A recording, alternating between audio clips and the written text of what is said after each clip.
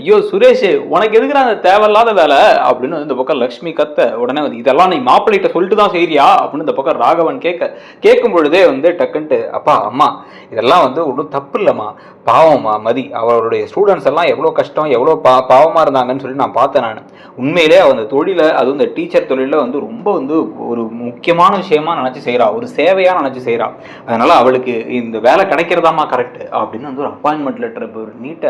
நீட்டும் பொழுதே இவங்க ரெண்டு பேரும் ஷாக் ஆகி பார்த்துட்டு, இரு நான் போய் முதல்ல மாப்பிள்ளை கால் பண்ணுறேன் அப்படின்னு கொடுன்னு உள்ளார லக்ஷ்மி ஓடுறாங்க. ஓடும் பொழுதே கண்ணையே தன்னால் நம்ப முடியல. இந்த பக்கம் மதிக்கு, இந்த பக்கம் மலருமே சந்தோஷமாயி கங்க்ராட்ஸ் மதி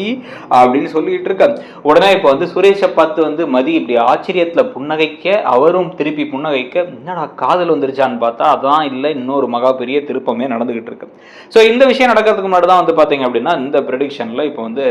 கோவமாக வந்து உங்கள் அப்பாவோட ட்ரெஸ்ஸை துவைக்கிறது ஓகே, அது வாஷிங் மிஷினில் போட்டு எடுக்கிறோம் அதெல்லாம் ஓகே, கையில் போய் துவைக்க சொல்கிறாங்க அம்மா உங்கள் அப்பாவோட இன்னர்ஸ் எல்லாம் போயிட்டு, எங்கள் அப்பா இன்னர்ஸை நீங்கள் துவைப்பீங்களா அப்படின்னு அது கேட்ட உடனே கட்டுப்போயிட்டார் இவர். நான் ஏன் பண்ணோம் அப்படின்னா அப்போ தெரியுதுல்ல, உங்களுக்கு இருக்க மாதிரி தான் எனக்கும் இருக்கும், நீங்களும் ஒரு நானும் சரி சக மனுஷி தான், அதை புரிஞ்சுக்கணும் முதல்ல நீங்கள் அப்படின்னு சொல்லிட்டு சொன்ன உடனே இவர் அப்படியே மூஞ்சி தூக்கிட்டு இருக்காரு. இவன் பேசுகிற லா பாயிண்ட் வேற நம்மளால திருப்பி பேச முடியல. நல்லா டீச்சர் மூளையில் நல்லா வந்து பேசுகிறாவ,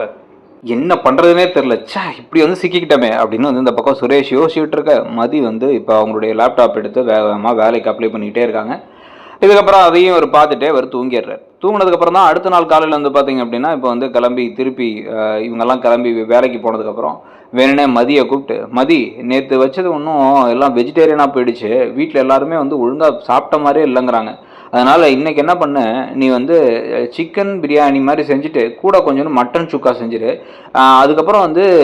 இப்போ இவனுக்கு சுரேஷுக்கு நண்டு ரொம்ப பிடிக்கும், நண்டும் கொஞ்சம் வாங்கிட்டு செய்யணும் அப்படின்னா வந்து இதெல்லாம் யார் வாங்கிட்டு வருவா அப்படின்னு மதி கேட்க, மலர் தான் எப்பயும் வாங்கிட்டு வருவா, இப்போ மலருக்கு இன்னும் கொஞ்சம் வேலை இருக்குது, மலர் நீ என்ன பண்ண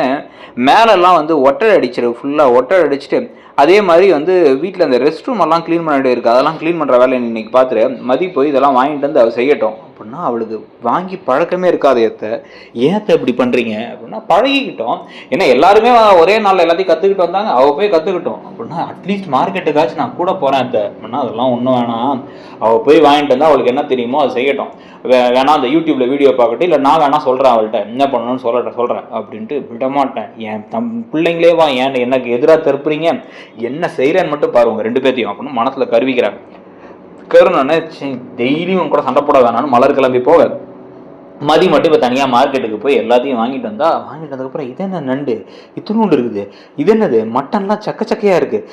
எதுவுமே வாங்க தெரில, என்ன உனக்கு எதுவுமே விவரம் தெரியாதா, அந்த ஏட்டுச்சோரக்கா கறிக்கு உதவாதுன்னு வாங்கல அந்த மாதிரி வெறுமனே படித்து பாடம் எடுத்து என்னத்தை கிழிச்சியோ என்னது இதெல்லாம் அப்படின்னு இந்த பாருங்கள் தேவையில்லாமல் அதை பற்றி பேசாதீங்க அப்படின்னு வந்து இவங்க சொல்லும் பொழுது, அப்புறம் அதான் உனக்கு ஒன்றும் பாடம் நடத்தி இந்த லட்சணத்தில் இருந்தால் நீ என்னத்தை பாடத்தை நடத்தி கிழிச்சிருக்க போகிற, அதனால தான் அவனை வந்து வேலையை நிரந்தரமாக்காமல் வீட்டுக்கே அனுப்பிவிட்டாங்க அப்படின்னு வந்து திருப்பி பேச உண்மையிலே கடுப்பாயிட்டாங்க மதி. பாருங்க இப்படி பேசாதீங்க அப்படிங்கும் போதே வந்து சொன்னது உண்மைதானே, வெறும் 13,000 வேலை, அந்த 13,000 வேலையிலையும் ஒன்று வேலையை விட்டு நிப்பாட்டிட்டாங்க, வீட்டில் உட்காந்துக்கிட்டு வீட்டில் சொல்ற வேலையா உருப்படியா செய்வியான்னு பார்த்தா வேணும்னா கேள்வி மேல கேள்வி கேட்குறேன், ஒரு கறி வாங்கிட்டு வர தெரியல, எதுவுமே தெரியாம இப்படி இருக்கியே நீ, ஐயோ என் புள்ள வாழ்க்கையை நினைச்சா எனக்கே இதா இருக்கு, சை அப்படின்ட்டு என்னமோ சமைங்க அப்படின்ட்டு வந்து போக அப்படின்னு வந்து பாருங்க இன்னொரு தடவை இந்த மாதிரி என் வேலையை இப்போ தப்பா பேசுறத வச்சுக்காதீங்க, நான் எப்படி ஒரு டீச்சரா இருந்தேன்னு எனக்கு தெரியும், என் ஸ்டூடெண்ட்ஸ் எல்லாம் என் மேல எவ்வளோ ஒரு மதிப்பு மரியாதை வச்சுனாங்கன்னு எனக்கு தெரியும், அவங்கெல்லாம் நான் கிளம்புறதுக்கு அவ்வளோ வருத்தப்பட்டாங்க அப்படின்னு சொல்லும் பொழுது, ஆமா ஒண்ணுமே வந்து பாடம் நடத்தாம பெஞ்சை தேய்ச்சிட்டு உட்காந்துருந்தேன்னா அப்படிதான் நினைப்பாங்க அப்படின்னு வந்து சொன்ன உடனே இன்னும் கட்டுப்பாய் வந்து இந்த பாருங்க இப்படி பேசுற வேலை வச்சுக்காதீங்க அப்படிங்கும் போதே மலரும் வந்து அத்தை இந்த மாதிரி தேவையெல்லாம் பேசுறீங்க அத்தை அப்படின்னா, என்ன திருப்பி கேங் சேர்றீங்களா நீங்க அப்படிங்கும் போதே வெளில வந்துடுறாரு ராகவன். என்ன இங்க சத்தம், எப்ப பார்த்தாலும் இந்த வீட்டுல ஏன் எப்ப பார்த்தாலும் பிரச்சனையாவே இருக்கு, யாருமே நிம்மதியாவே என்ன இருக்க விட மாட்டீங்களா அப்படின்னு ஒரு வெளில வர, இங்க பாருங்க என்னை பார்த்து என்னென்னவோ பேசுறாங்க, இப்படிலாம் நீ பேசுறது தப்புங்கிறாங்க, ரெண்டு பேரும் கூட்டணி சேர்ந்துக்கிட்டு எனக்கு எதிரான எல்லாம் பண்றாங்க அப்படின்னு வந்து சொன்ன உடனே வந்து இந்த பாருங்க மருமகள்னா மாமியாரும் மாமனார் சொல்றதான் கொஞ்சம் கேட்டுக்கணும், சின்ன பிள்ளைங்க பெரியவங்க சொல்றதை கேட்கணும், எல்லாத்துக்கும் எதிர்த்து பேசி விரண்டாவதம் பண்ணக்கூடாது. அவ என்ன பெருசா சொல்றா, உனக்கு ஒரு கறி கூட வாங்க தெரியலன்னு சொல்றா, 2 திட்டுனா ஏத்துக்க மாட்டியா, உங்க அப்பா அம்மா திட்ட மாட்டாங்களா அப்படின்னா, அப்பா அம்மா திட்டுறது வேற, தேவையில்லாம வந்து நான் வந்து ஒழுங்கான டீச்சர் இல்லைன்னு சொல்றது வேற, நான் ஒழுங்கான பாடம் நடத்தல, ஒழுங்கா வந்து நான் இல்ல என் வேலையில இல்லைன்னு சொல்லி சொன்னா அது எங்க அப்பா அம்மாவா இருந்தாலும் நான் விட மாட்டேன் அப்படின்னு அந்த மதி பேச, உங்க அப்பா அம்மாவை விட உன் மாமனார் மாமியாருக்கு நீ மரியாதை அதிகமாக கொடுக்கணும் அப்படின்னா நான் ஏன் அப்படி கொடுக்கணும், தப்புனா தப்புன்னு நான் கேட்க தான் செய்வேன் அப்படின்னு மதி சொல்லிட்டு இருக்கும்போதே டக்குன்னு ராகவன் என்ன பண்ணுறாரு, ஃபோனை வேகமாக எடுத்துகிட்டு போயிட்டு அவரே சுரேஷுக்கு கால் பண்ணுறாரு. டேய் என்னடா பண்ணிருக்க அப்படின்னா, அப்பா இங்கே ஒரு கேஸ் விஷயமா வந்திருக்கு, எந்த கேஸாக வேணாலும் இருக்கட்டும், நீ இப்போ வீட்டுக்கு வர, உன் பொண்டாட்டி பண்ணுற காரியம்லாம் எங்களுக்கு அவ்வளோ கடுப்பை கொடுக்குது, எனக்கு பிபி வந்து நானே இப்போ நெஞ்சை பிடிச்சி விழுந்துருவேன் போல, எப்போ பார்த்தாலும் சண்டை, உங்கள் அம்மாவையும் நிம்மதியாக இருக்க விட மாட்டா, அவளும் ராத்திரி ஃபுல்லாக தூங்காம போலாம் புலம்பிக்கிட்டு இருக்கா, அழுதுகிட்டு இருக்கா, எனக்கு வீடே நரகமாக இருக்கடா, நான் ஏன் தான் ரிட்டையர் ஆனேன்னு தெரியல அப்படின்னு அவர் பேசினோன்னே அறக்க பறக்க சுரேஷ் வந்து அங்கே பார்த்துக்க சொல்லிட்டு ஓடி வர்றாரு.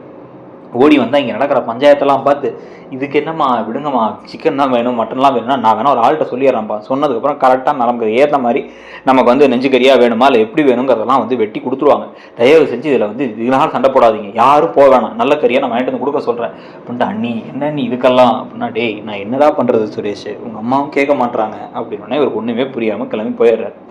போய் எங்கள் வீட்டில் மண்டே பிடிச்சிட்டு உட்காந்துருக்க அவரோட இன்னொரு ஃப்ரெண்டு ஒருத்தர், அவரும் போலீஸ் ஆஃபீஸர், அவர் வரார். அவர் வந்து என்னடா ஸ்டேஷனுக்கு, நான் என் ஸ்டேஷனுக்கும் வரதில்லை நீ, நானும் இங்கே வந்து ரொம்ப நாள் ஆகிடுச்சு, அதான் வந்து பார்த்தேன், கல்யாணத்துக்கு அப்புறம் பிஸி ஆகிட்டியே, ஒரே ரொமான்ஸா அப்படின்னா, அட ஏன்டா நீ வேற அப்படின்ட்டு நடக்கிறது எல்லாத்தையும் ஒரு புலம்புனோடனே, டேய் இதுக்கெல்லாம் முதல் விஷயம் உனக்கும் உன் பொண்டாட்டிக்கு இடையில ஒரு நெருக்கம் வரணும், நீ வந்து அவள் மனசுலாம் இடம் பிடிக்கணும், உண்மையிலே ஒரு கல்யாண வாழ்க்கை நீ ஆரம்பிக்கணும் அப்படின்னா முதல்ல அவளை பிஸியாக வச்சுக்கணும். அவளை வீட்டிலே வச்சுருந்தனா அவள் வீட்டில் இருக்க வரைக்கும் சண்டை போட்டே தான் இருப்பாள், உங்கள் அம்மா அப்பா எல்லாத்தோடையும் சண்டை போட்டுட்டு தான் இருப்பாள், அவளும் வந்து நிம்மதியாக இருக்க மாட்டா, அவங்களும் உங்களை நிம்மதியாக இருக்க விட மாட்டாங்க. முதல்ல அவளை வேலைக்கு அனுப்பு. அப்படின்னா வேலைக்கா, மாமா வேலைக்கு போவேனாரு அப்படின்னா, அவர் அந்த காலத்தில் மனுஷன்டா அவர், உங்கள் மாமா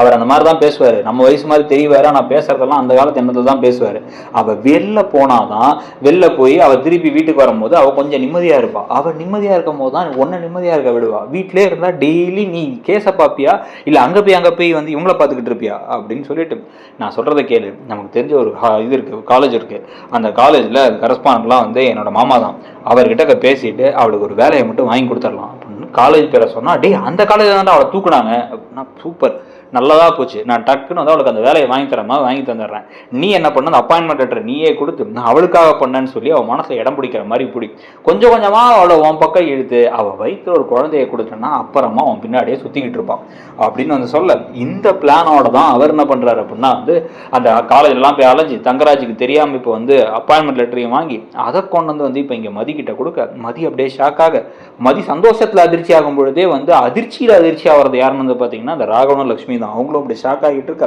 என்னடா இது அப்படின்னு சொல்லி குழம்பி போய் எல்லாம் யோசிச்சுட்டு இருக்கும் பொழுது இப்போ வந்து பார்த்தீங்க அப்படின்னா வந்து இப்போ உண்மையிலே பரவாயில்ல, சுரேஷ் நம்மள்ட்ட கோவப்பட்டாலும் இது பண்ணாலும் நமக்காக இப்படி பண்ணியிருக்காருன்னு மதிக்கு என்ன வந்து கொஞ்சம் கொஞ்சமாக அவங்க நெருக்கமாவாங்களா, இந்த கதை கொஞ்சம் லைட்டாக வந்து போக ஆரம்பிக்குமா, இல்லை எப்போ பார்த்தாலும் நெகட்டிவாகவே தான் போகுமா அப்படிங்கிறத தான் பார்க்கணும். அடுத்து